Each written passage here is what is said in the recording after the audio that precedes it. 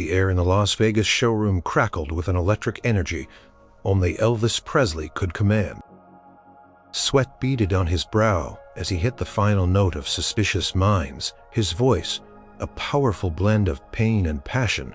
The crowd, a swirling sea of adoring faces, erupted.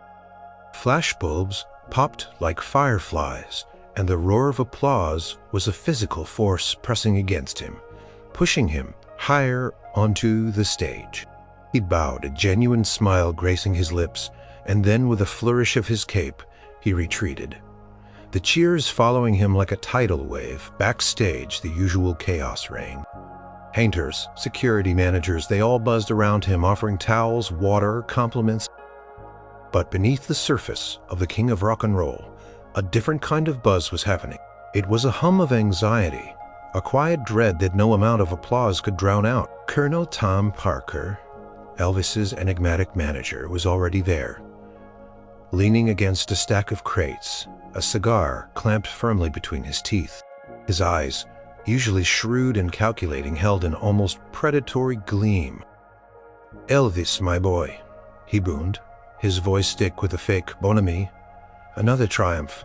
The people love you, truly they do, and you know what that means, don't you?" Elvis, wiping his face with a plush towel, looked at him, his famous grin faltering.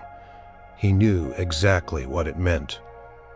More shows, more demands, and the endless grinding pressure to do what he'd refused for years: tour internationally. "We've got offers pouring in," Parker continued, pulling a stack of papers from his coat. "London, Paris, Tokyo. They're begging for you, Elvis. Millions of dollars on the table. Think of the empire we could build. The global phenomenon." He gestured wildly as if he could already see the stadiums packed with screaming fans across continents. Elvis sighed, running a hand through his perfectly coiffed hair. "Colonel, we've been over this. My schedule is full. Vegas, the movies, the holidays back home. There's just no time." Parker scoffed, a puff of cigar smoke clouding the air between them. "Time? Time is what we make. And money, my boy. Money is what we earn. This isn't about time. It's about courage. Are you afraid, Elvis? Afraid to face the world?" The words stung, but Elvis kept his expression carefully neutral. He wasn't afraid, not of the world, not of the stage, not of the challenge. His fear was far more personal, far more profound. It was a secret fear, tucked away in the deepest corners of his heart, protected by layers of fame and privacy. "It's not courage, Colonel," Elvis said, his voice quiet but firm. "It's a promise, a commitment. I have responsibilities here that keep me grounded. You know, I don't like to be away from Graceland for too long." Parker threw his hands up in exasperation. "Graceland, that old house is a money pit, a monument to your sentimental whims. This is business, Elvis, big business. You're the king. Kings conquer new lands." The argument was an old one replayed countless times over the years. Parker would push using every trick in his manager's handbook: guilt, flattery, veiled threats. And Elvis would resist, his reasons always vague, always just out of reach. Nobody understood it. The biggest star in the world, and he wouldn't step foot on foreign soil. Fans speculated it was the Colonel's tight control, his fear of losing his grip on Elvis. Others whispered about Elvis's own anxieties, his deep-seated attachment to the familiar. No one, not even Priscilla, knew the real truth. As Parker continued to rant about missed opportunities and financial windfalls, Elvis's mind drifted. He thought of Graceland, not as a money pit, but as a sanctuary. He thought of the quiet rooms, the familiar sounds, and the most precious secret tucked away within its walls. A secret that breathed and laughed and depended on him more than the entire world ever would. "I need to get some rest," Colonel Elvis finally cut him off, his voice flat. "We have another show tomorrow," Parker grumbled. But sensing he wouldn't win this round, he merely pointed a stubby finger at Elvis. "This isn't over, Elvis, not by a long shot. The world is waiting, and you can't hide forever." Elvis watched him leave the door, swinging shut with a soft click. He wasn't hiding, he was protecting. And the weight of that protection, the sacrifice of the global stage for a quieter, more profound purpose, was a burden he carried alone.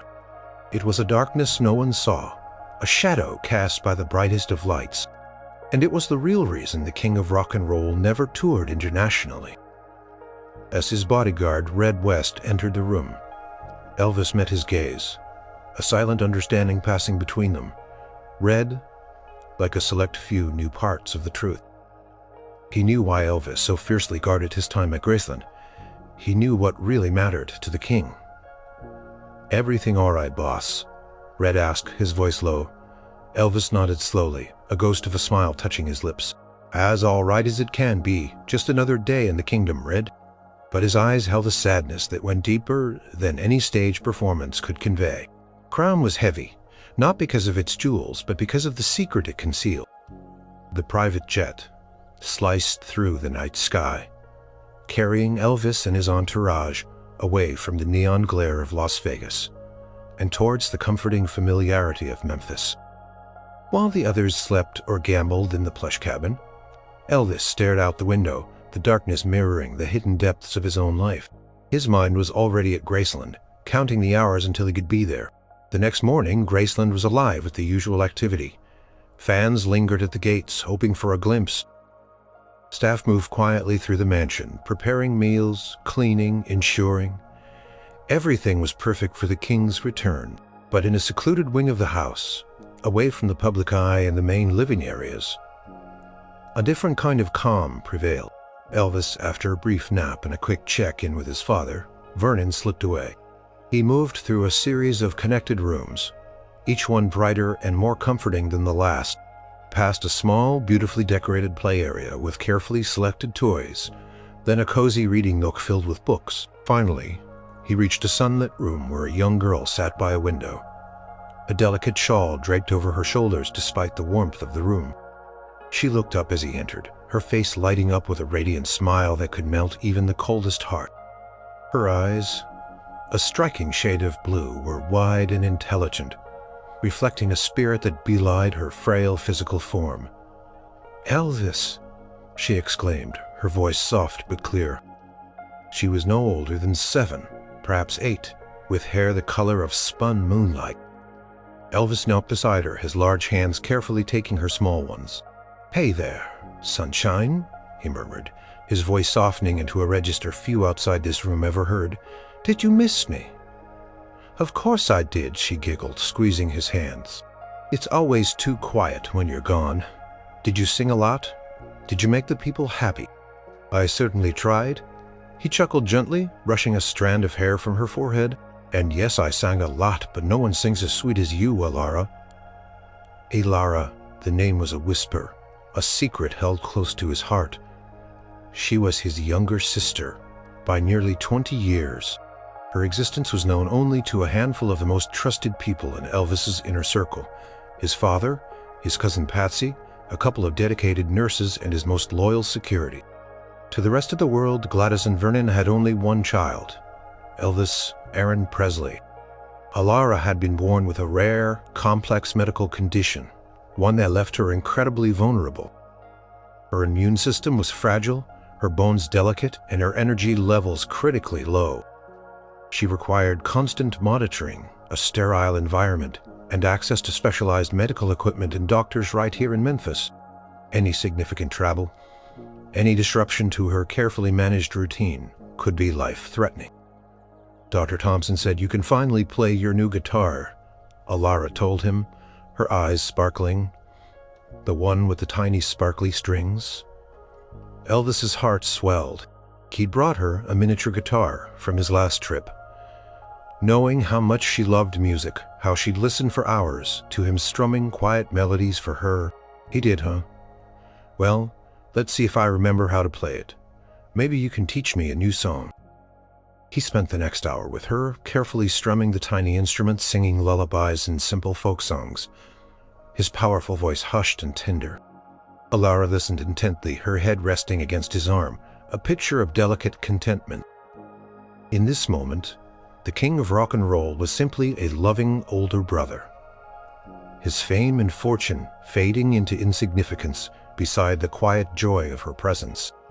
Later, as a nurse came to administer Elara's medication, Elvis kissed her forehead. "I'll be back later.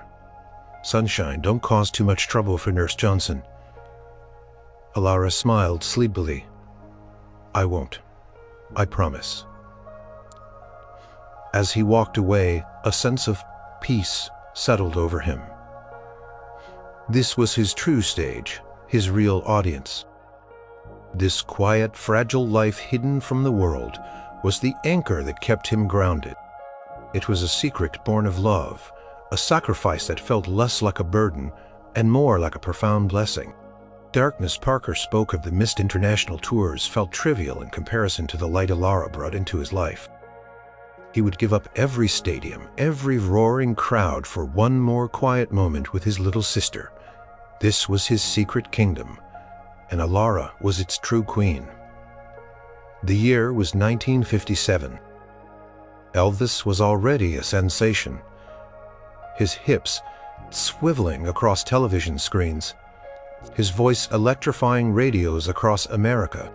He was recording hits, touring constantly, and the world was his oyster. But back in Memphis, a different kind of miracle and a new kind of challenge was unfolding within the walls of their humble home. Gladys Presley, Elvis's beloved mother, was not well. Her health had been slowly declining, but her spirit remained bright, especially when she spoke of the surprise that was growing within her. At 45, she was pregnant. An unexpected blessing that brought both joy and trepidation. Vernon, ever stoic, tried to remain positive, but a quiet worry gnawed at him. Elvis, despite his whirlwind schedule, was deeply devoted to his mother. He called her every day, sending gifts, constantly worried. He often cut his tours short, racing back to Memphis to be by her side, ignoring the growing protests from Colonel Parker, who saw every moment. Away from the stage, as lost revenue, Elvis was frantic, pacing the hospital waiting room with Vernon, his fame forgotten in the face of raw familial anxiety. When the doctor finally emerged, his face was grim. "It's a girl," he said, his voice tired. "But she's very fragile. There were complications during the birth. We're doing everything we can, but she's got a very delicate constitution. And your wife, Mr. Presley, she's very weak. She needs to rest in to see his mother." Gladys lay pale and exhausted, but a faint smile touched her lips as she gazed at the tiny bundle in her arms. "Look, Elvis," she whispered. He looked at the baby, so tiny, so vulnerable. He'd never felt such a surge of protectiveness. Over the next few days, Gladys's condition worsened. The doctors did their best, but it was clear she wasn't recovering. One evening, as the sun dipped below the horizon, painting the sky in hues of orange and purple, Gladys called Elvis to her bedside. Vernon was there too, holding her hand. "Elvis, my boy," she whispered, her eyes watery but focused. "You're going to be the biggest star in the world. I know it, but there's something else, something more important." He squeezed her hand, tears stinging his eyes. "Mama, don't talk like that. You're going to be fine." She shook her head gently. "No, son, I need you to promise me something. Elara, she's special. She's going to need so much love, so much care, the doctors say she'll need special medical attention. Promise me." Elvis primed. "We'll always be here. Promise me. You'll keep her safe, keep her close. Don't let anything take you away from her. Not for too long, not the fame. Not the fame. Not the money, not the world afloat. Not the fame, not the money." Elvis's throat tightened. "I promise, Mama," Elvis choked out, his voice thick with emotion. "I promise. I'll always be here. For her. I'll take care of her, no matter what. She'll never be alone." Gladys smiled. She murmured, her eyes drifting shut. A few hours later, she passed away quietly in her sleep, leaving behind a grieving family and a fragile new life. Promise Elvis made that night wasn't just to his mother. It was a vow to the tiny innocent life that depended on him. It became his guiding principle, the silent anchor that held him steady amidst the swirling storm of his unprecedented fame. He moved the family to Graceland, ensuring Elara had the best care, the most private and secure environment. He poured his earnings into her medical needs, hiring the best nurses, converting parts of the mansion into a sterile, comforting haven for her. The world outside saw Elvis Presley, the dazzling performer, the movie star, the symbol of rock and roll, but only a precious few knew the profound, heartbreaking reason he kept his kingdom so close to home. Promised to Gladys the responsibility for Elara. It was a burden, yes, but also the deepest source of his love and the true north of his extraordinary life. The king might rule the stage, but his heart belonged to a quiet little girl in Memphis. Colonel Tom Parker was a man obsessed with control and profit. He saw Elvis not just as a client, but as a golden goose, and his international potential was the biggest, most lucrative egg yet to be laid. After Gladys's death, Parker doubled down on his efforts to push Elvis onto the world stage, completely unaware of the true reason for Elvis's unwavering resistance. "Elvis, listen to me," Parker bellowed one afternoon in Elvis's Graceland office, his face turning red. "We're leaving millions on the table. The Beatles, the Rolling Stones, they're conquering Europe, Asia.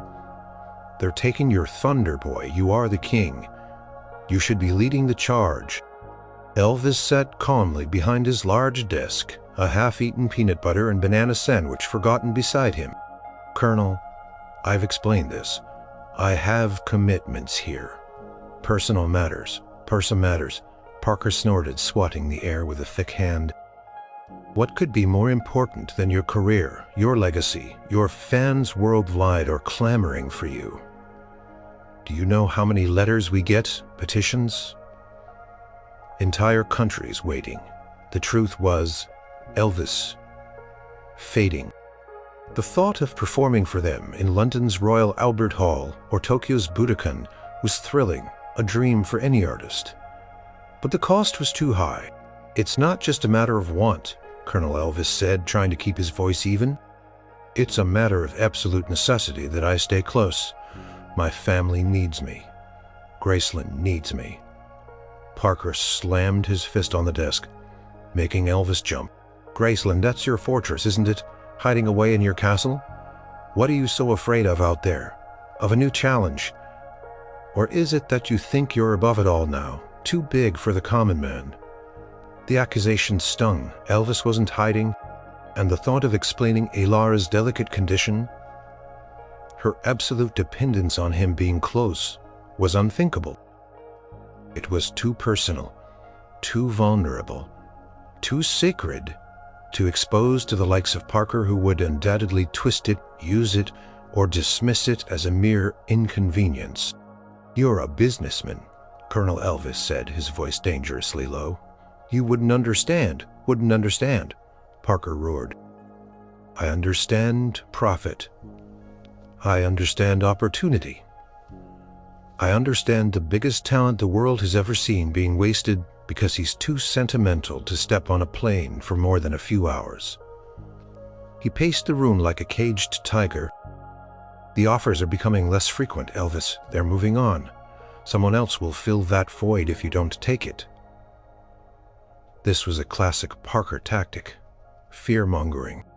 He knew Elvis worried about his career, about staying relevant, but even that wasn't enough to sway him. "Let them," Elvis said quietly. "My priorities are set." Parker stopped, staring at him with narrow, suspicious eyes. "There's more to this, isn't there? Something you're not telling me. Some kind of deep, dark secret?" He leaned closer, his voice dropping to a conspiratorial whisper. "Is it a woman? A hidden child? A gambling debt? Tell me, Elvis, and I can fix it. I can always fix it." Elvis felt a cold dread creep up his spine. Parker was too close. He had to divert him. "It's nothing like that, Colonel. It's a deep personal promise. Something I gave my mother before she passed. I can't break it," Parker snorted. "Promise to your mama. That's what's holding back the king of rock and roll from global domination. Sentimentality. Give me a break, Elvis." He threw his hands up in disgust. "This is costing us millions. And it's making you look weak, indecisive. The world thinks you're scared or under my thumb." He was right about one thing. The world did wonder. The rumors were rampant, but none of them came close to the profound truth. "I am not weak," Colonel Elvis said, standing up, his voice firm and unwavering, his famous charisma tinged with a steely resolve. "And my decisions are my own. International tours are off the table, permanently. Now, if you'll excuse me, I have something important to attend to." He walked past Parker, leaving the fuming manager alone in his office. As he closed the door, he could still hear Parker muttering curses and threats. The pressure was immense, a constant crushing weight. But every time he saw Elara's bright eyes, every time he felt her tiny hand in his, he knew his sacrifice was worth it. The true darkness wasn't the missed opportunities. It was the thought of failing his promise, of not being there for the fragile life he swore to protect. And for Elara, Elvis would brave any storm, even the one brewed by the most powerful manager in show business. Graceland wasn't just a mansion. It was a fortress, a sanctuary meticulously designed to protect its most precious inhabitant. For the outside world, it was the opulent home of Elvis Presley, a symbol of his success and extravagant taste. But within its walls, a quiet, almost monastic life unfolded in a wing carefully hidden from public tours, and even most of Elvis's staff. The rooms where Elara lived were designed for comfort, safety, and stimulation. The air filtration system was state-of-the-art, ensuring a constant supply of purified air free from allergens and contaminants that could trigger her delicate respiratory system. Every surface was kept meticulously clean, summied several times a day. The windows were specially treated to filter out harsh UV rays while still allowing in gentle natural light. Elara's bedroom was a kaleidoscope of soft colors, filled with plush toys and children's books. Her bed was a custom-made, incredibly soft haven, designed to support her fragile bones. Next to it was a small, high-tech medical console monitoring her vital signs discreetly throughout the day and night.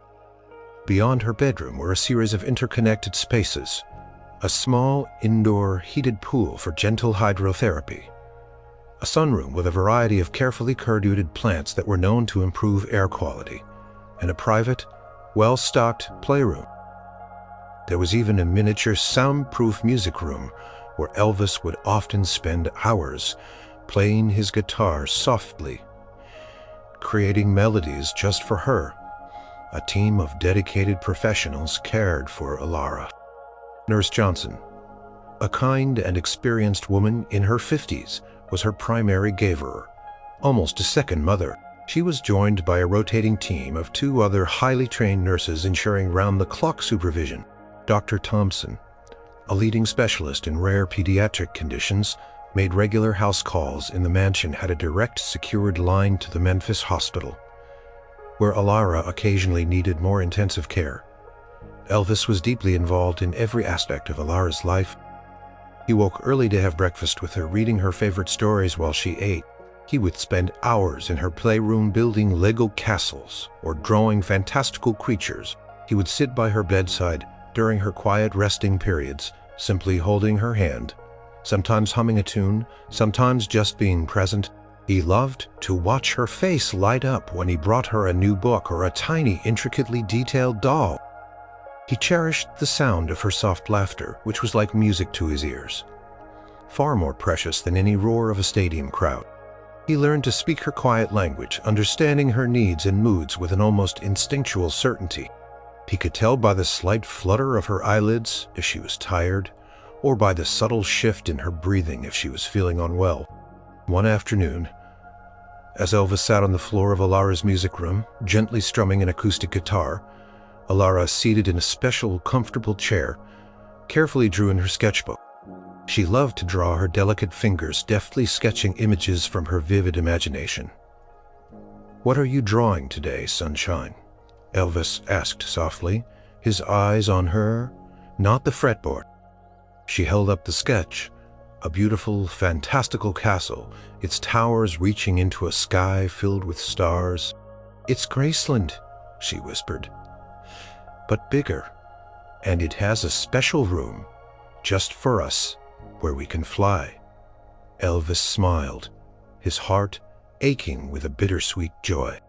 She rarely left the house, her world confined to these walls, but her spirit soared, and he was the one who made sure her little kingdom was as safe and wonderful as it could be.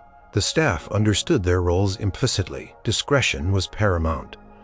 No one spoke of Elara outside of these walls. Any outside contact was carefully screened.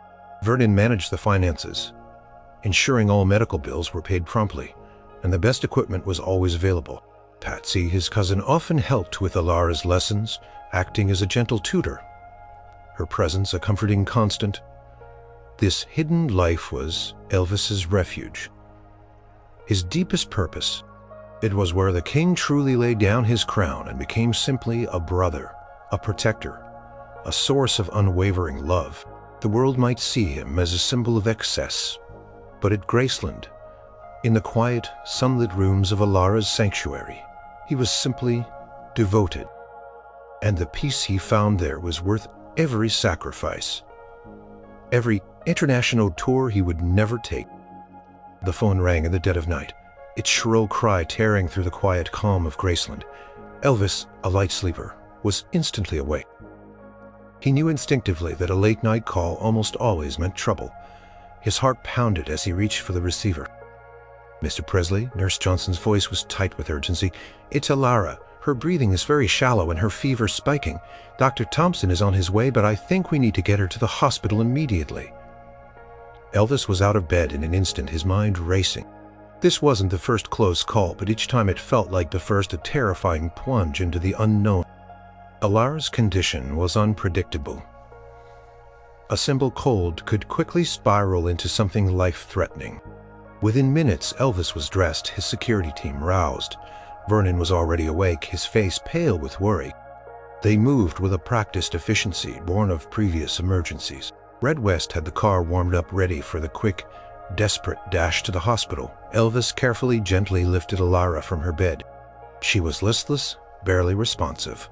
Her small body burning with fever, her shallow breaths were audible, a terrifying rasp. "It's okay, sunshine," he murmured, his voice trembling. "Elvis is here. We're going to get you better." The drive to the Memphis hospital felt impossibly long, the city streets blurring past the windows. Elvis held Elara tightly, his gaze fixed on her fragile face, whispering reassurances, praying with every fiber of his being. The hospital, a team of specialists, alerted by Dr. Thompson, was waiting. They whisked Elara away into the emergency room, leaving Elvis, Vernon, and Nurse Johnson in a sterile, brightly lit waiting area. The minutes stretched into hours, each one an eternity of agonizing suspense. While they waited, Elvis's other phone, the one for business, vibrated relentlessly. It was Colonel Parker. Elvis ignored it, his focus solely on Elara. The king of rock and roll was just a terrified brother, helpless in the face of his sister's fragility. Finally, Dr. Thompson emerged, his face etched with fatigue, but also relief. "She's stable for now, Elvis," he said, his voice quiet. "It was a viral infection, hit her harder than usual. We've got her on a course of new medication and she's responding. But it was a very close call. Her lungs were severely compromised." Elvis sagged against the wall, a wave of exhaustion washing over him. "Can I see her?" Briefly, Dr. Thompson nodded. "She's very weak, but she's asking for you." Elvis entered her room, his heart aching at the sight of her small form hooked up to tubes and machines. He pulled a chair close to her bed, gently taking her hand. Elara's eyes fluttered open, a faint smile touching her lips when she saw him. "Elvis," she whispered, her voice raspy. "I'm here, sunshine," he said, tears pricking his eyes. "Always here." As he sat there comforting Elara, his business phone rang again. It was Parker, persistent as ever. He finally answered, keeping his voice low. "Elvis, where are you?" Parker's voice boomed. "I've been calling. I just got off the phone with the London promoters. They've put an incredible offer on the table. A 6-night residency at the Palladium. We could leave next month." Elvis closed his eyes, taking a deep, calming breath. The absurdity of it, the colossal disconnect between Parker's world and his own, was staggering. Here, he was watching his little sister fight for her life, and Parker was talking about London. "Colonel," Elvis said, his voice flat, devoid of any emotion. "I can't. I told you, not now, not ever." Parker launched into a furious tirade, his words spitting venom through the phone. "This is madness, Elvis. Sheer madness. You're throwing away your career, your legacy. What could possibly be so important that you can't even pick up the phone?" Elvis looked at Elara, her chest rising and falling faintly with each assisted breath. He looked at the machines beeping softly, keeping her alive. He looked at the pale, worried faces of the nurses. "My family," Colonel Elvis said, his voice firm, unwavering, leaving no room for argument. "My family is more important than any tour, any legacy, any amount of money. Do you understand?" He hung up before Parker could respond, the sound of the dial tone. A small victory. He knew the colonel would be furious, that there would be consequences, more arguments, more pressure. But looking at Elara, fragile but fighting, he knew he had made the only choice he ever could. The darkness of fear and loss overshadowed any professional disappointment. His place was here by her side, a silent guardian in her quiet, vulnerable world. The king's true kingdom was right here in this hospital room, and he would never abandon it. Priscilla. Presley loved her husband deeply, but Elvis's unwavering refusal to tour internationally had always been a source of quiet tension between them. She'd heard the colonel's arguments, the rumors, the public's confusion. She knew Elvis was fiercely private, but this particular secret felt heavier than most. He would grow quiet, almost withdrawn. Whenever the subject came up, his eyes holding a faraway sadness. She couldn't quite decipher. Their marriage, like any celebrity coupling, had its challenges. Elvis's demanding career, his unpredictable moods, his constant entourage, it all created a complex environment. Priscilla often felt like she was on the outside of a tight-knit circle, a circle that held a secret she wasn't privy to. One afternoon, a few weeks after Elara's most recent hospital scare, Priscilla was at Graceland. Elvis was in Los Angeles for a recording session, and the house felt strangely quiet. She had been tidying up some of his papers in his private study, a room he rarely allowed her to fully organize, when she stumbled upon an old leather-bound photo album tucked away in a locked drawer. Curiosity piqued, she found the tiny key hidden beneath a loose floorboard, a trick Elvis often used. Inside, the album was filled with photographs, not of Elvis with famous people or on stage, but of intimate family moments. Pictures of Gladys and Vernon, young and smiling. Pictures of a very young Elvis, mischievous and bright-eyed. And then, as she turned the pages, she stopped dead. There, nestled among pictures of a teenage Elvis, were photographs of a baby, a tiny fragile infant with a shock of light hair. And as she kept turning, the baby grew into a toddler, then a little girl, with striking blue eyes that were undeniably familiar. In many of the photos, a young Elvis was present, holding the child with a tenderness that brought tears to Priscilla's eyes. There was one particularly poignant picture of Gladys, frail but smiling, holding the same baby while a young Elvis stood protectively beside them, his hand gently touching the baby's head. Priscilla recognized the distinct decor of a few of the rooms. Realizing they were parts of Graceland, she had never been allowed to enter the secluded wing, the rooms she always thought were just storage or unused guest rooms. Her mind reeled. A child, a secret child. Who was she? Why had Elvis never spoken of her? Was this a secret love child from before their time together? But the dates on the back of some photos clearly indicated she was born when Elvis was already a superstar, and the resemblance to Gladys was uncanny. Just as a million questions flooded her mind, she heard the sound of a car approaching. Elvis was home. Panicked, she quickly put the album back, locked the drawer, and replaced the key. Her heart was racing, a mix of shock, confusion, and a burgeoning sense of betrayal. Later that evening, after dinner, Elvis found Priscilla sitting quietly on the patio, staring out into the twilight. He sensed her unusual quietness. "Everything all right, Scylla?" he asked, sitting beside her, wrapping an arm around her shoulders. She hesitated, then took a deep breath. She couldn't hold it in. Maybe it was time. He gently took her hand. "Priscilla." He paused, searching for the words. "It's not what you might think. It's complicated. Elvis, there's a child in those pictures. A little girl. Your mother holding her. You holding her. Who is she? And why have you kept her a secret from me all these years?" The hurt in her voice was palpable. He looked at her, truly looked at her, seeing her pain, her confusion. He knew he had to be honest completely. "Her name is Elara," he began, his voice soft. "And she's my sister, my full sister. Mama gave birth to her just before she passed away." Elara was born with a very serious medical condition. "Priscilla, she's incredibly fragile. She needs constant care, a very specific environment, and acts to doctors here in Memphis. The vow he made to Gladys on her deathbed, to protect Elara, to keep her safe and close always." He explained the immense financial and emotional burden, the extreme precautions, and why the secret had to be so absolute, especially from the hungry media and the manipulative colonel. Priscilla listened, tears streaming down her face, not of anger, but of overwhelming understanding and profound sorrow. The pieces of the puzzle clicked into place: his inexplicable resistance to international tours, his deep attachment to Graceland, his sudden disappearances, the guarded conversations, the hushed voices among his inner circle. "Oh, Elvis," she whispered, leaning her head on his shoulder. "Why didn't you tell me all this time?" He held her tighter.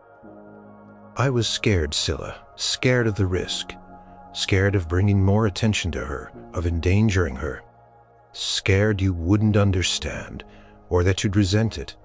It's been such a heavy secret." She looked up at him, her eyes still wet, but now filled with a newfound empathy and love. "I would never resent it, Elvis, never. She's your sister, she's family, and it makes so much sense. Now, all the things the colonel said, all the rumors, this whole time you were just being a devoted brother."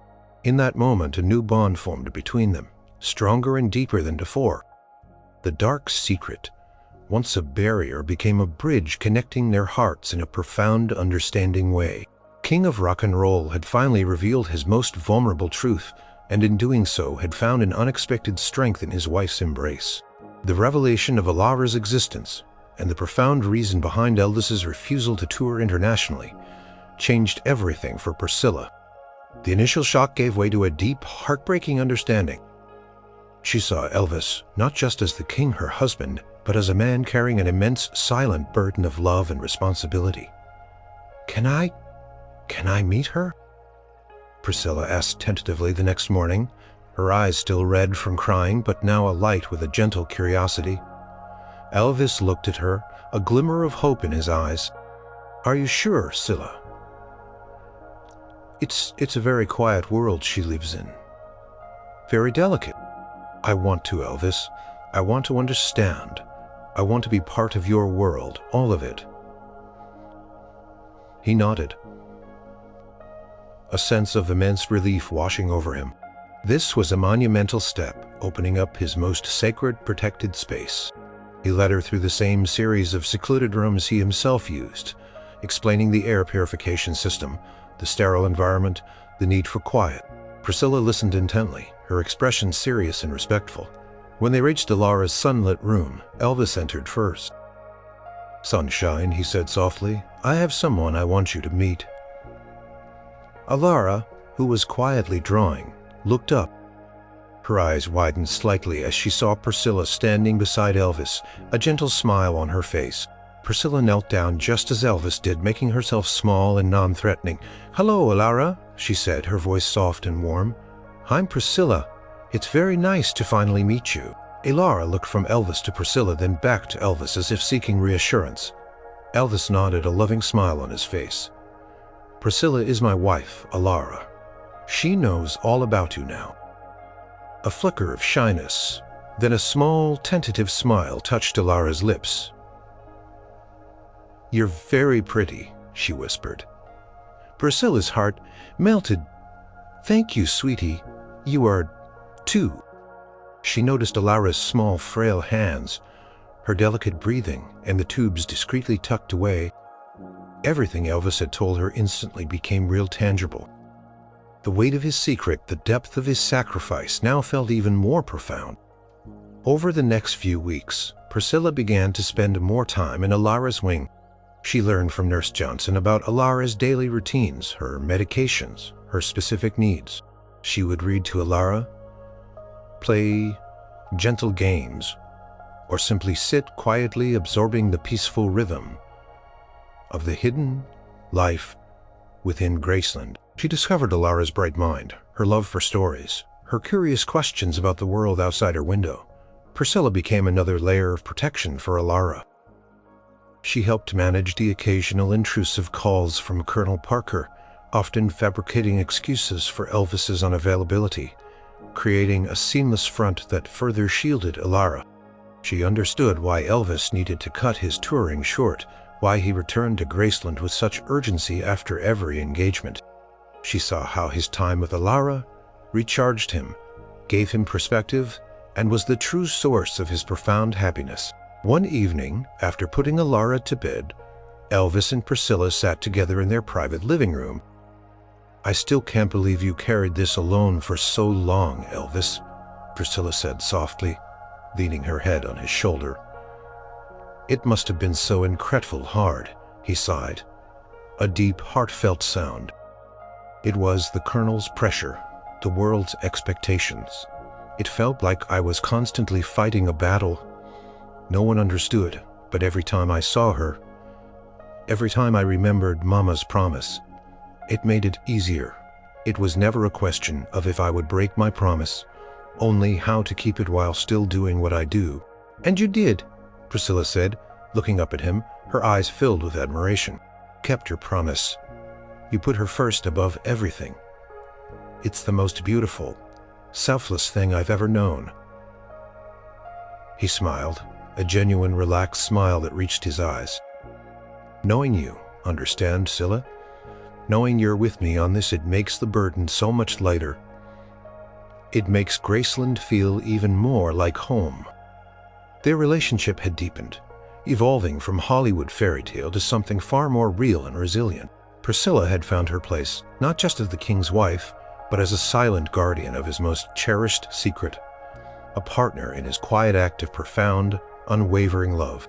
The darker reason for his global absence was, in fact, the brightest light in his private world, and now it was a light they shared. As the years passed, the debate around Elvis Presley's refusal to tour internationally continued to simmer. Music critics pondered, fans lamented, and Colonel Parker never stopped trying to push his agenda, albeit with less fire than before. He'd realized Elvis's resolve was unshakable, a wall he couldn't breach. What Parker never understood was that Elvis wasn't resisting out of fear or weakness, but from an unyielding strength born of love. Elvis found his deepest fulfillment, not just in the roar of the crowd, but in the quiet moments at Graceland. He was the king of rock and roll. To millions, but to Elara, he was simply Elvis, her big brother, her protector, her confidant. His life was a finely tuned balance. When he was on tour in Vegas or recording studios, he poured every ounce of his energy into his performances, giving his fans everything he had. The moment the curtain fell, his mind would turn to Memphis, counting the hours until he could return to Elara. His concerts became a way to fund her care, to ensure she had the very best life possible, surrounded by every comfort and medical advancement. The mansion, once just a symbol of his wealth, became a living, breathing testament to his devotion. He personally oversaw the upgrades to Elara's wing, consulted with her doctors, and even helped design specialized equipment to make her life more comfortable. Graceland wasn't just his home. It was her world, and he made sure it was perfect. Priscilla, now fully ingrained in the secret, became an invaluable ally. She managed schedules, handled phone calls, and most importantly, spent precious time with Elara, offering her companionship and support, easing the pressure on Elvis during his demanding professional periods. She truly understood the core of his being, the selfless love that defined him beyond the sequins and spotlight. Elara, despite her fragility, grew into a bright, remarkably spirited young girl. Her condition meant she was often tired, but her mind was sharp, her curiosity boundless. Elvis would bring her books from his travels, tell her stories of the places he'd been, carefully omitting any grand international plans, and listen patiently as she described her dreams and imaginative worlds. She became his anchor, his greatest source of joy and grounding. One quiet afternoon, Elvis sat with Elara in her sunroom, a gentle breeze rustling the leaves of the specially selected plants. Elara was sketching, her head tilted in concentration. "Elvis," she said, her voice soft, "the news said you're the most famous singer in the whole world. Is that true?" He chuckled softly. "Well, some folks say so. Sunshine. But it's just talk. But if you're so famous," she continued, her blue eyes wide, "why don't you go sing for the people in Europe or Japan? Don't they want to hear you?" His heart tugged. This was a question he'd faced a million times, but never directly from her. He looked at her delicate frame, her innocent face, and a wave of profound love washed over him. Couldn't tell her the full, heavy truth of her condition, but he could tell her his truth. "They do, Elara," he said, reaching out to gently brush a strand of hair from her face. "And I'd love to sing for them. But sometimes the most important songs aren't sung on big stages across the ocean. Sometimes they're sung right here for the people who need them most." He looked into her eyes.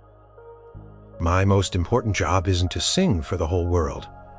Elara, my most important job is to be here for you, to make sure you're safe and happy, and that you have everything you need. That's a promise I made, and it's a promise I'll never break." She didn't fully grasp the medical complexities, but she understood the love. "So, I'm your most important song?" she asked, her voice filled with wonder. "You are sunshine," Elvis said, his voice thick with emotion. "You're my favorite song, and my favorite audience." He pulled her gently into a hug, feeling her fragile warmth against him. The world might never know the king's true, quiet sacrifice, the profound love that kept him tethered to Memphis. They might see his refusal to tour as a mystery, a missed opportunity, or even a flaw, but Elvis knew the real truth.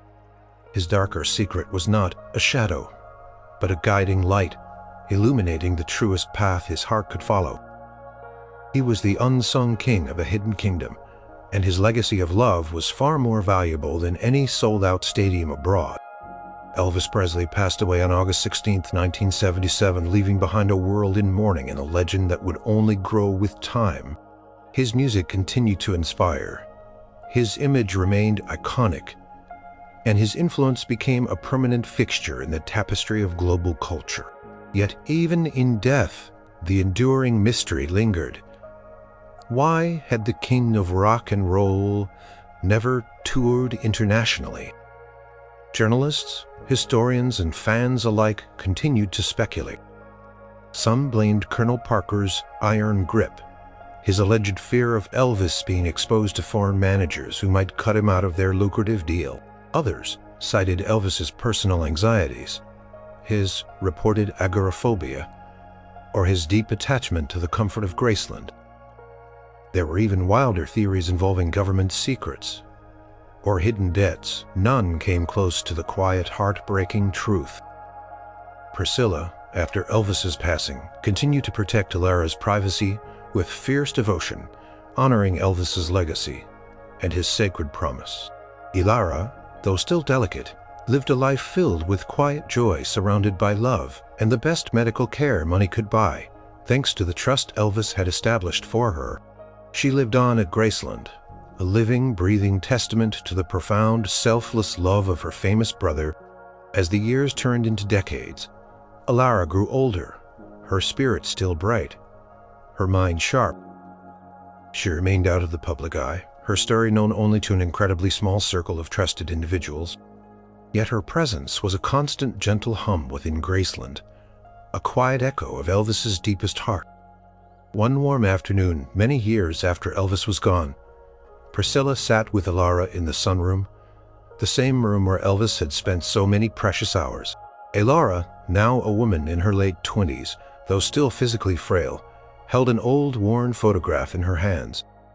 It was the picture of a young Elvis, beaming, holding her as a tiny infant. "He was always so good to me," Elara said softly, her voice still gentle but tinged with the wisdom of experience. "He never missed a birthday. He always made time, no matter how busy he was. He was the best brother anyone could ask for." Priscilla smiled, her eyes distant, remembering. "He loved you more than words could say, Elara, more than his fame, more than anything in the world. And that's why, isn't it?" Elara asked, looking up at Priscilla, her blue eyes knowing. "That's why he never went to Europe or Japan. He stayed for me." Priscilla reached out and took Elara's hand, squeezing it gently. "Yes, sweetie. That's exactly why he made a promise, and he kept it. For you, he chose a quiet, hidden love over the biggest stages in the world, and it was the most important choice he ever made." A tear traced a path down Elara's cheek, but it was a tear of gratitude, not sadness. She understood the magnitude of his sacrifice, the immense, unwavering love that had defined his life. While the world celebrated the king for his music, his movies, and his iconic style, Elara knew the real, untold story of Elvis Presley. His true legacy wasn't just the millions of records sold or the groundbreaking performances. It was the unseen sacrifice, the profound devotion to a fragile life. It was the unwavering promise he made to his dying mother and kept until his last breath. It was the quiet, unassuming love that transformed the biggest star on the planet into the most dedicated of brothers. The world might have pondered the darker reason for his global absence, conjuring up sensational theories, but the real reason was far from dark. It was a beacon of pure, selfless love, a heartwarming tale of a king who chose his most vulnerable subject over an entire kingdom. And in that choice, Elvis Presley, the king of rock and roll, truly became the king of hearts.